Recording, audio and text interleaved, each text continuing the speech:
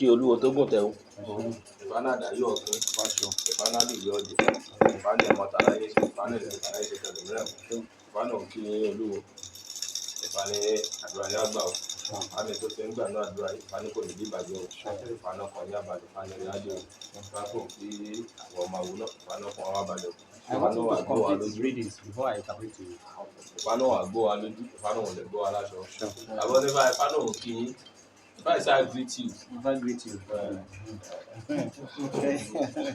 Fano kí Fano ṣe ní pẹ̀lẹ́ Fano ẹ̀kú ọmọ ṣe Fano kan yá balẹ̀ Fano ẹ̀bọ ní kẹrù Fano nǹkan tí ẹ mọ̀ díẹ̀ òun nìkan tẹ́ ẹ wá ṣe yìí Fano wà dẹ̀ fi yín mọ̀nà púpọ̀ lórí ẹ̀ Iwori Ogbe Iwori Bogbe mẹ́ Fano kan yá balẹ̀ Fano rí adé Fano rí adé Fano bí adé pẹ̀lú ìlàlẹ́yìn ẹni Fani kí wà bọ́ ní báyìí Fani kọ́ ìbẹ̀rẹ̀ Fani lè Fani pé kọ́ rúbọ Fani kọ́ kìlọ̀ péyàwó wọn Fani kó má ṣe kéré kú Fani àmì rí ìdí ní ibẹ̀ o tàbí rí Iwori Bogbe léèrè ń bẹ̀ o Fani ọkọ̀ àbàdì Fani rí adé Fani rí adé o. Lọ́nà tí bá gbà kó tó ní máa jẹ́ bẹ̀rẹ̀ Iwori Bogbe léèrè káni rí jókòó sí adé afẹ́yẹlé eléyìí tó lọ rè múlẹ̀ ibùdó ẹbọ náà ni wá ṣe ẹ̀rí ẹ̀yẹ léèrè òun ló lọ rè múlẹ̀ ibùdó abíọ́dẹ̀ yìí bí tóun lọ yìí fà pọ̀ pé bí ẹni wá dán gbàgbọ́ wò pé ṣé fàyè jẹ́ lóòótọ́ ni tí bàbá yìí torí ẹ̀ wà. Fani kọ́ ya arúgbó ni Fani kọ́ lọ ṣèlè Fani òun fà máa jẹ́wọ́ rẹ̀ Fani gbé tọ́ lọ Fani fàyè dẹ̀ máa sọ̀rọ̀ sówú ó máa sọ̀rọ̀ sọ́mọ ni.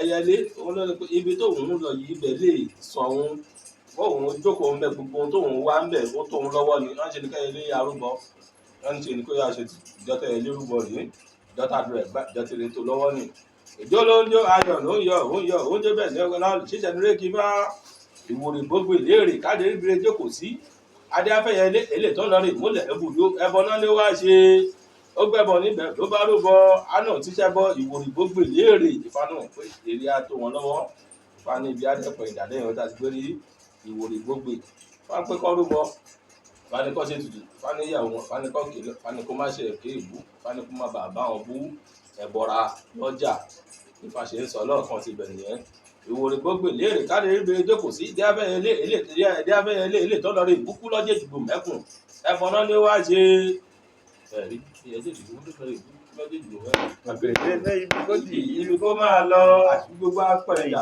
àpò ìpè ìrì adé ìfanibí á lọ ìfádẹ́nìbí á dẹ̀pẹ̀ ìdáwó ẹ̀là fún ìbọ́rò when Babalawo is making the readings of Ifa will give prescribed the sacrifice to be done, and will give advices, and he will also give warnings. Like this one, Babalawo talks about your wife, that you should warn her not to be abusive. Abikolade, so that she must be very careful. That she must not be abusing people, because sometimes she may abuse them and or wicked people that can wicked her. Yeah, she must be very careful. So she was saying that my wife should not be abusing people so that she will not abuse the wrong person. Okay. That they may not do her wicked. Spiritual person. You know when you are abusive, you don't know when you are abusive. When she talk too much, get people upset. So, and the verse says, you are here to know more about yourself. And Ifa will tell you everything before you go. That is what the Babalawo says again. Yes. And Ifa will put you through. You will know ways. You will know how and what to do to make you succeed in life. So, how is about Ifa Nigeria?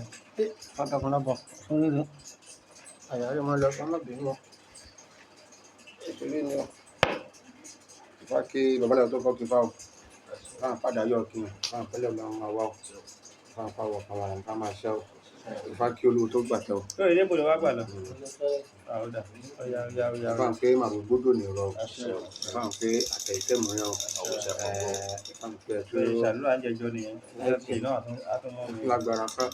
fáwọn pé láìpẹ́ láì jìn fáwọn pé ẹjọ́ ọmọ olóko tẹ̀ fáwọn nínú gbogbo ìfákèmí ní fáwọn pé àgbà tí ní àgbà fáwọn pé dá tún lọ́wọ́ fáwọn kọ̀ọ̀kan tí ní àgbà ní àmà ọmọ olóko tẹ̀ fáwọn. Say Ashe is praying for everybody. Láti ń rí ọ̀rọ̀ lọ́rọ̀ àti ń tara ẹni. Ifá kí bàbá tó wá tẹ̀ fáyì. Ifá greet you. Ifá pé ire fún wọn. Ifá ń pé ire àìkú, Ifá ń pé ire ajé. Ifá ń pé bó ṣe wà yìí. Ifá ń pé nǹkan tó wá ṣe ọkàn méjì ló wá fi ṣe lóòótọ́. Àmọ́ Ifá ń pé òun máa jẹ́wọ́ ààrẹ. Ifá ń pé ó ń tẹ bọ́tìnì nǹkan kan tí nǹkan yẹn ò tí ì tó lọ́wọ́. Ifá ń pásìkò tó wá tẹ fáyì, Ifá ń pé nǹkan yẹn máa tó lọ́wọ́. Ifá says you are seeking for a good thing. That say after this initiation, you will succeed in it. Everything will be successful. Oh yeah, go ahead. Ifá ń pa nǹkan dẹ̀ ti dá lóró tó ti ṣe nǹkan tí ò dáa fún ẹ̀rọ ni. Ifá ń pé tó bá tẹ fáyì tán, Ifá ń pé agbára máa dánwò òun rẹ̀. Jẹ́ pé kò sí àrà tí ó lè dá bó bá wù ó lè gbẹ̀san lára wọn bá dẹ̀hùn ó lè fọ̀jú wọn. Níbi tá a ti rí Iwori Bogbe nílẹ̀. Ifá says you are here to gain power as your initiation to gain power.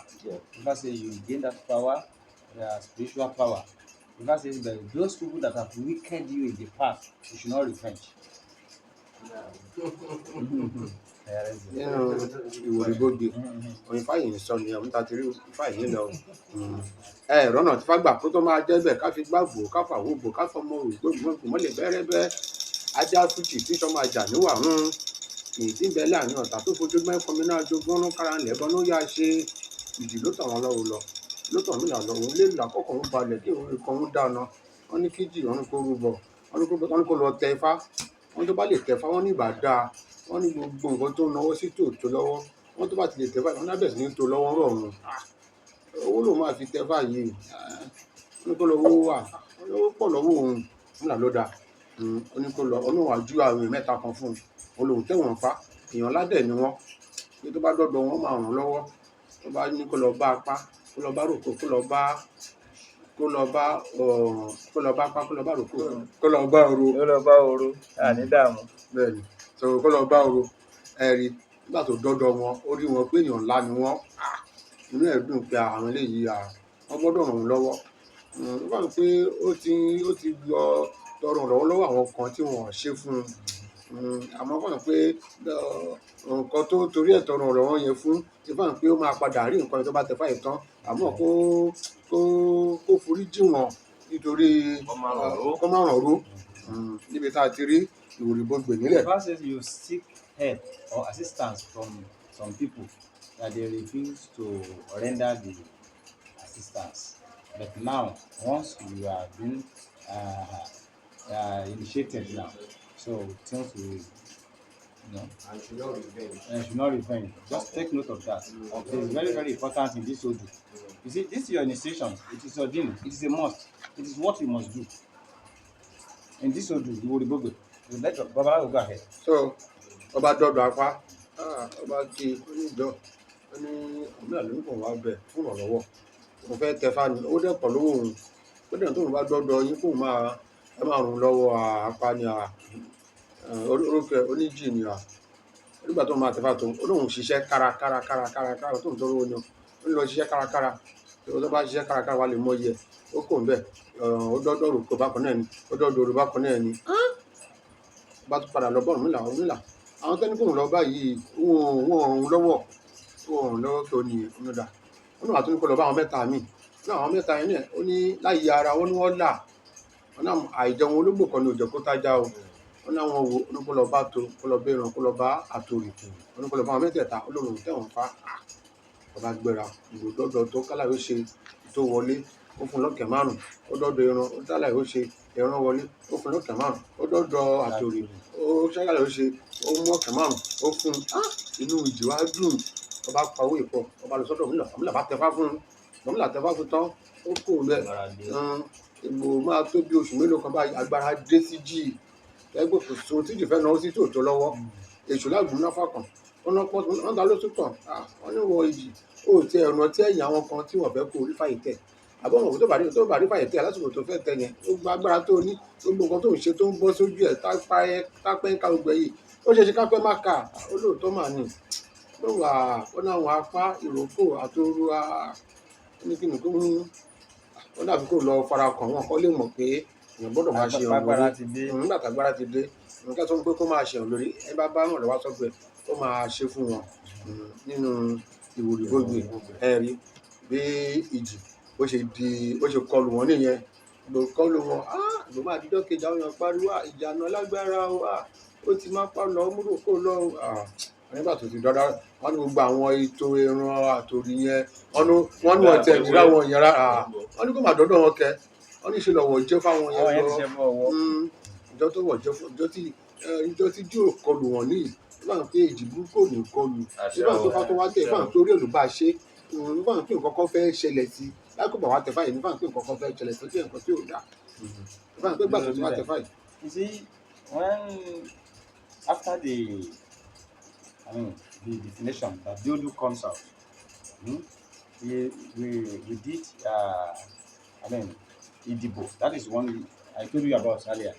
To know whether it is ire, that is goodness, or negative one. But Ifa says negative. Ifa says there are things ahead. That if this initiation is not done, bad thing will happen in the nearest future.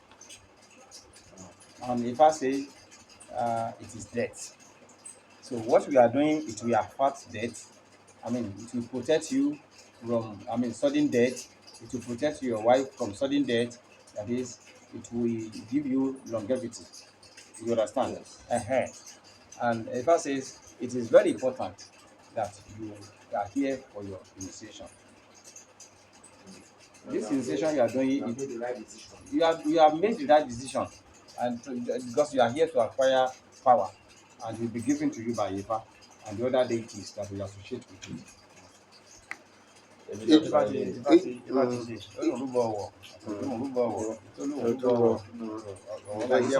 it say like what kind of death would it be? Sudden death? What is that? So he's saying that it would, if I never come here, it would have been like a sudden death. Àjálù ikú òjijì.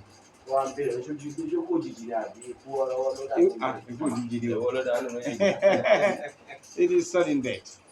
It will never be your portion. It would have never been my. I am making prayer. It's not going to happen to you. I said. No, I'm saying, but if I didn't come, You will not make a decision. And you are being dead. That's what. ó máa ti kí àwọn ọmọ ẹ àbí àwọn ẹ máa ti lọ sí swimming pool ó ní ẹ máa lọ sí swimming pool lọ́tẹ̀ yìí kọ̀ọ̀kan ó máa lọ wẹ̀ sórí lódò. You understand that? But you had swimming pool. If I forbid you to bath in swimming pool now, don't swim in swimming pool. Swimming pool. Yes. Your wife, your wife. Don't ask your wife not to swim in swimming pool now. To make use of swimming pool. tó bá ti rí mọ́ ní ẹ̀ka máa Do not swim in swimming pool. Yeah, don't go to school to swim. Or sea or ocean anywhere. Don't go close to water to swim. To swim. Yeah. So how long would it be? I will let you know that after the conclusion of the program. So, ẹ jẹ́ ká rúbọ ẹ mẹ́kọ̀ọ́ jáde.